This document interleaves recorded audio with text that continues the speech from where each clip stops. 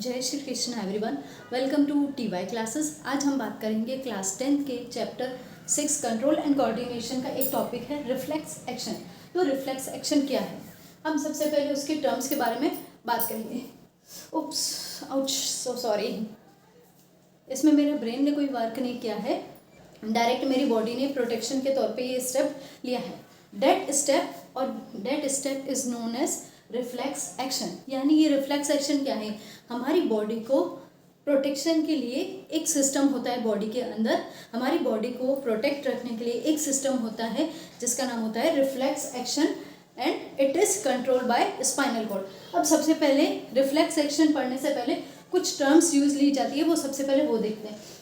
First term है stimuli और उसका सिंगुलर फॉर्म है वो होता है स्टिमुलस। तो स्टिमुलाई क्या होता है? स्टिमुलाई क्या होता है? ऐसा इन्वायरमेंट में चेंज जो बॉडी को रेस्पॉन्स देने के लिए मजबूर कर दे। मजबूर किस तरीके से करेगा? फॉर एग्जांपल, जैसे हमने किसी गर्म बर्तन को वो टच किया। अब टच करते ही क्या होगा कि जैसे ही हमने टच किया तो वहाँ हमारा ब्रेन वर्क नहीं करेगा। हमारा क्या होगा कि बॉडी अपने आप रेस्पॉन्स दे। तो बॉडी अपने आप रेस्पॉन्स किस तरीके से दे रही है? जैसे ही गर्म लगा अपने आप जो है वो हाथ पीछे हो गया। ये हमने ब्रेन से कुछ भी नहीं सोचा है। तो ये ब्रेन से सोचा नहीं है, ये हमारी बॉडी ने प्रोटेक्शन के तौर पे क्या है, रेस्पॉन्स दिया है। तो ये जो रेस्पॉन्स दिया है वो क्या है? Reflex action. ये जो गर्म बर्तन है उसमें जिसे हमने टच किया था, तो ये क्या है? स्टिमुलस। क्या है? स्टिमुलस। तो यानी स्टिमुलस क्या है? ऐसा चेंज, ऐसा इन्वायरमेंट में चेंज जो बॉडी में रेस्पॉन्स देने के लिए मजबूर कर दे, तो वो क्या कहलाता है? Stimulus, stimuli. और सिंगुलर फॉर्म में इसको बोलते हैं स्टिमुलस। अगर एक और एग्जांपल देखें, एग्जांपल जैसे बच्चा पढ़ नहीं रहा था, बच्चा नहीं पढ़ रहा था, तो क्या हुआ? टीचर ने एक चाटा मारा। चाटा मारते ही क्या हुआ कि उसने पढ़ना शुरू कर दिया। तो ये जो चाटा मारा है वो क्या है? इन्वायरमेंट है। टीचर ने जो चाटा मारा है वो इन्वायरमेंट है। इन्वायरमेंट यानी आउटसाइड जो सोर्स होते हैं वो चेंज, उन्होंने अपना प्रोसेस क्या चेंज किया है? उन्होंने नॉर्मल वे से हट के उन्होंने क्या किया है? उस अपने स्टूडेंट को एक चाटा मारा है, जिसके डर की वजह से क्या हुआ? बच्चे ने पढ़ना शुरू कर दिया।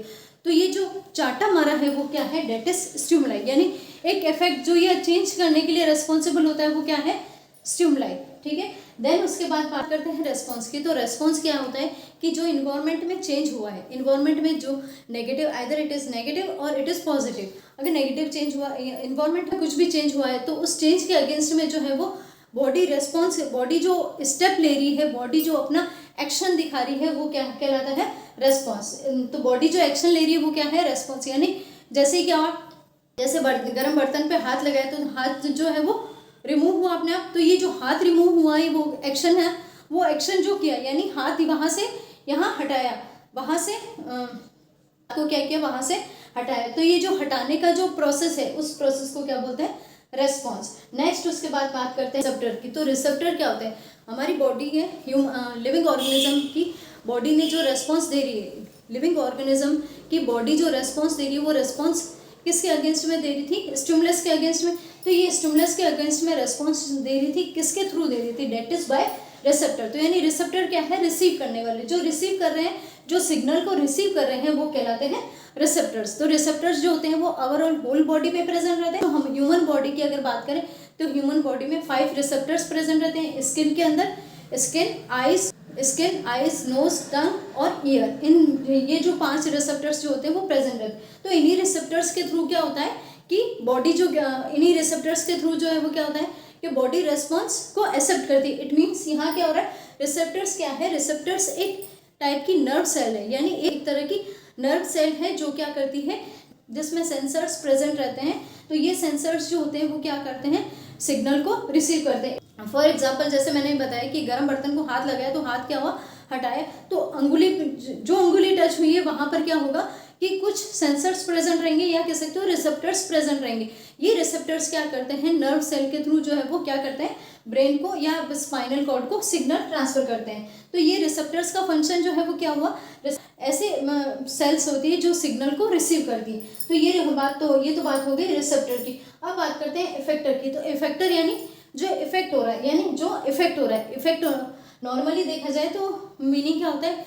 इफेक्टर मीन्स जो इफेक्ट हो रहा है। तो इफेक्ट यहाँ पे क्या होगा? फॉर एग्जांपल, जैसे यहाँ गर्म बर्तन को हाथ लगाया था तो हाथ क्या हुआ? सडनली पीछे कर लिया। तो पीछे करने के लिए जो है वो कौन से बॉडी पार्ट ने एक्शन लिया? इट मीन्स मसल्स ने एक्शन लिया। तो ये मसल्स जो है वो क्या है? सबसे पहले इफेक्ट हुई। तो मसल्स ने क्या किया, मसल्स ने क्या किया, हाथ रिमूव किया, हाथ जो है वो हटाया। और एक और एग्जांपल देखते हैं, जैसे हैमर हुआ, हैमर से क्या हुआ, सडनली ऐसे मारा है तो क्या होगा कि या तो ये बेंड हो, ये वाला हिस्सा बेंड हो जाएगा। तो ये जो बेंड हुआ, ये जो सडन रेस्पॉन्स दिया है वो क्या हो रहा है कि जो सडन रेस्पॉन्स दे रहा है वो किसके थ्रू दे रहा है, मसल्स के थ्रू। तो यानी जो मसल्स जो पार्ट इफेक्ट होता है वो क्या कहलाता है, इफेक्टर। देन उसके बाद हम बात करते हैं सेंसरी न्यूरॉन की। तो सेंसरी न्यूरॉन क्या होती है, ऐसी न्यूरॉन जो बॉडी, हर बॉडी पार्ट से या कह सकते हो रिसेप्टर से स्पाइनल कॉर्ड या ब्रेन को सिग्नल ट्रांसफर करती है, जो ब्रेन को सिग्नल ट्रांसफर करेगी। यानी ऐसी नर्व जो ब्रेन को सिग्नल ट्रांसफर करेगी रिसेप्टर से।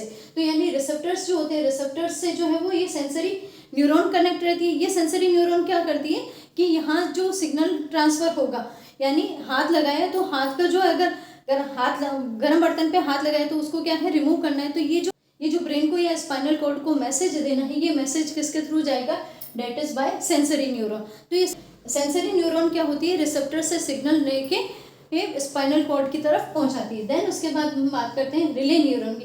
तो रिले न्यूरॉन क्या होता है कि स्पाइनल ओवरऑल जो हमारी बॉडी के अंदर रेस्पॉन्स, जो बॉडी को प्रोटेक्शन रखने के लिए सडन, बॉडी को प्रोटेक्शन रखने के लिए सडन जो स्टेप्स लेते हैं, तो वो कौन सा बॉडी पार्ट, कौन सा पार्ट लेता है, स्पाइनल कॉर्ड। तो स्पाइनल कॉर्ड क्या होता है, स्पाइनल कॉर्ड के अंदर सेंसरी न्यूरॉन और मोटर न्यूरॉन क्या होती है, आपस में कनेक्ट रहती है। ये कनेक्ट जहाँ रहती है वहाँ जो है वो, ये जिस हिस्से में कनेक्ट रहती है वहाँ क्या होता है, रिले न्यूरॉन प्रेजेंट रहती है। तो रिले न्यूरॉन क्या हुई, ये एक स्पाइनल कॉर्ड के अंदर न्यूरॉन है जो ना जहाँ पर क्या होता है, प्रोसेसिंग होती है, जहाँ पर क्या होता है, प्रोसेसिंग होती है कि रेस्पॉन्स क्या देना है, पीछे की तरफ करना है, आगे की तरफ करना है, ऊपर लेना है या नीचे लेना है, हाथ रेस्पॉन्स क्या देना है बॉडी में, जो है वो बॉडी को प्रोटेक्शन के लिए रेस्पॉन्स क्या देना है, उस रेस्पॉन्स को जो है वो क्या करते हैं,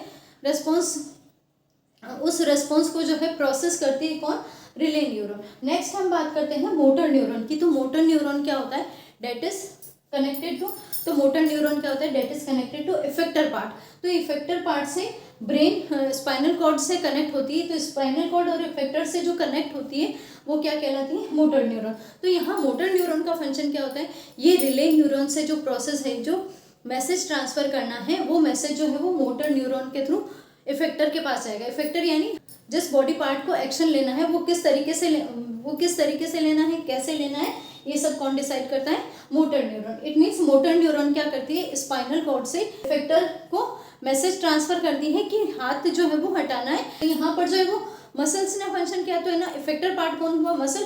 तो ये मोटर न्यूरॉन जो होती है वो क्या होती है, मसल्स और ब्रेन से कनेक्ट रहती है।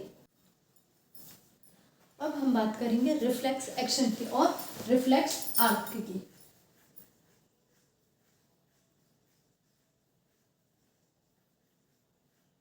रिफ्लेक्स एक्शन और रिफ्लेक्स आर्क, तो यहाँ जैसे टर्म बताई थी कि रिसेप्टर्स क्या होते हैं, जो सेंसस को रिसीव करते हैं, यानी सेंसस जो होते हैं उनको रिसीव करते हैं। तो ये रिसेप्टर्स जो है वो किस तरीके से फंक्शन करेंगे, फॉर एग्जाम्पल जैसे सामने एक जो है वो कैंडल लग रही है और हमने उसे टच किया है, तो टच करते ही क्या होगा, सडन जैसे हल्का सा जो है वो बर्न होगा, तो क्या होगा कि हमारा हाथ अपने आप से पीछे हट जाएगा। तो ये जो पीछे हटा है तो वो किस वजह से हटा है, डेट इज रिफ्लेक्स एक्शन। तो ये जो रिफ्लेक्स एक्शन है वो क्या कहलाता है, reflex action is what, it is fast automatic involuntary response to stimulus. यानी सडन से हमारी बॉडी का रेस्पॉन्स देना फास्ट ऑटोमेटिक, फास्ट यानी ये का वर्क जो होता है वो मिली सेकेंड्स में होता है, इनमें ब्रेन का कोई रोल नहीं होता है। तो ब्रेन का तो रोल नहीं होता है, मेन रोल जो होता है वो स्पाइनल कॉर्ड का।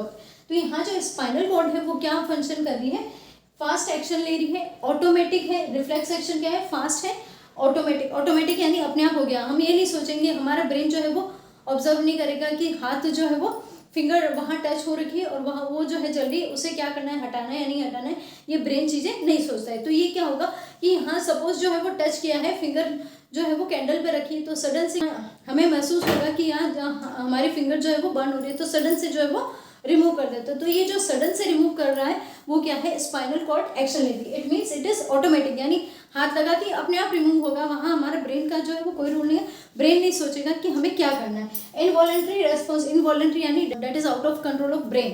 तो ये ब्रेन के जो है वो कंट्रोल में नहीं होती, ये अपने आप होती है। अगर चांटा मारेंगे तो सडन से जो है वो क्या होगा, ये हमारा फेस साइड में हो जाएगा, यानी इनवॉलेंट्री एक्शन है। इनवॉलेंट्री एक्शन मीन्स अपने आप होता है, यानी अपने आप जो है वो रेस्पॉन्स देती है। और इस अपने आप रेस्पॉन्स देने के लिए जो है वो कौन रेस्पॉन्सिबल होता है? Spinal cord. स्टिमुलस यानी बताया था कि इन्वायरमेंट में चेंज जो हो रहा है, वो सडन जो चेंज हो रहा है बॉडी के अंदर एक्शन के लिए रेस्पॉन्सिबल होता है, वो क्या कहलाता है? स्टिमुलस। तो अब यहाँ हम बात करते हैं रिफ्लेक्स एक्शन क्या हुआ? Fast, automatic and involuntary response to stimulus, यानी ये एक्शन जो है वो किस तरीके से लेता है। तो अब यहाँ हम बात करते हैं, सबसे पहले जो है वो क्या है, फॉर एग्जाम्पल या जैसे ये हैंड है, यहाँ क्या हो रहा है कि सपोज बर्न हो रही है, तो यहाँ जो है वो स्किन के ऊपर क्या है, स्किन के ऊपर क्या है, रिसेप्टर्स प्रेजेंट रहता है। रिसेप्टर मीन्स जो सिग्नल को रिसीव करेंगे, तो यहाँ जो है वो रिसेप्टर लेंगे, रिसेप्टर्स प्रेजेंट रहते हैं। ये रिसेप्टर क्या करते हैं?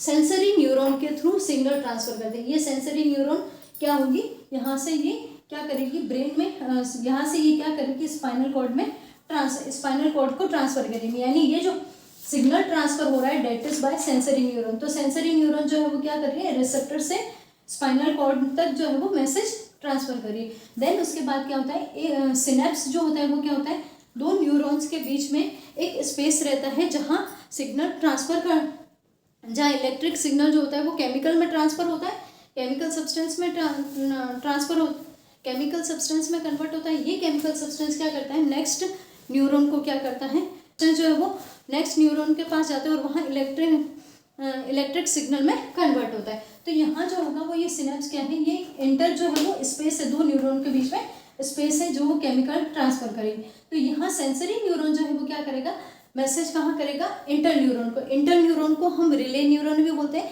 ये न्यूट्रल सेंस होती है। इट मीन्स यहाँ जो है वो क्या होता है कि प्रोसेसिंग होती है। इट मीन्स प्रोसेसिंग, हमें स्टेप क्या लेना है, हमारी बॉडी को स्टेप क्या लेना है, वो प्रोसेस यहाँ पर चलता है। तो रिले न्यूरॉन और we can say interneuron में क्या होता है, प्रोसेसिंग होती है। तो प्रोसेसिंग होने के बाद जो डिसीजन लेना है, वो जो डिसीजन लेगा वो या कह सकते हो इलेक्ट्रिक सिग्नल जो फॉर्म में ट्रांसफर होगा वो किसके थ्रू होगा, मोटर न्यूरॉन के थ्रू। तो मोटर न्यूरॉन क्या कर रही, स्पाइनल कॉर्ड से इफेक्टर की तरफ जा रही है, यानी स्पाइनल कॉर्ड को जो स्पाइनल कॉर्ड के अंदर न्यूरॉन थी, न्यूरॉन ने क्या किया, मोटर न्यूरॉन को मैसेज ट्रांसफर किया। अब ये मोटर न्यूरॉन जो होगी वो क्या होगी, मसल से कनेक्ट होगी।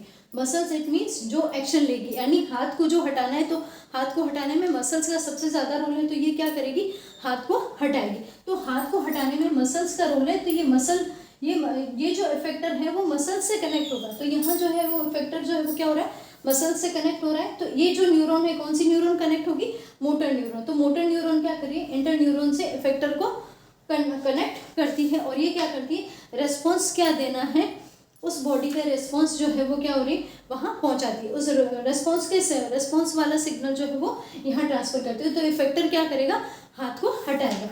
डेट इज रिफ्लेक्स एक्शन, यानी जो एक्शन हुआ है वो रिफ्लेक्स एक्शन। और ये जो पाथ है, ये पाथ जो है वो कहलाता है रिफ्लेक्स आर्क, यानी ये जो रास्ता है वो क्या कहलाता है, रिफ्लेक्स आर्क। इसे आर्क क्यों बोला है, क्योंकि ये जो सपोज सर्कल है, सर्कल जो होता है वो कंप्लीट होता है। अब यहाँ जो है वो क्या है, कंप्लीट सर्कल नहीं हो रहा है, सिर्फ हाफ जो है वो पोर्शन हो रहा है। तो ये जो एक हिस्सा अगर कहें, तो ये सर्कल का एक हिस्सा जो होता है वो क्या कहलाता है, आर्क कहलाता है। तो यहाँ पर भी ये रिफ्लेक्स आर्क क्या है, एक हिस्सा है जो वो बॉडी का शो होता है। तो यहाँ जो ये रिफ्लेक्स एक्शन है, वो रिफ्लेक्स आर्क जो है वो क्या है, एक हिस्सा है, सर्कल का एक हिस्सा है, कह सकते हो।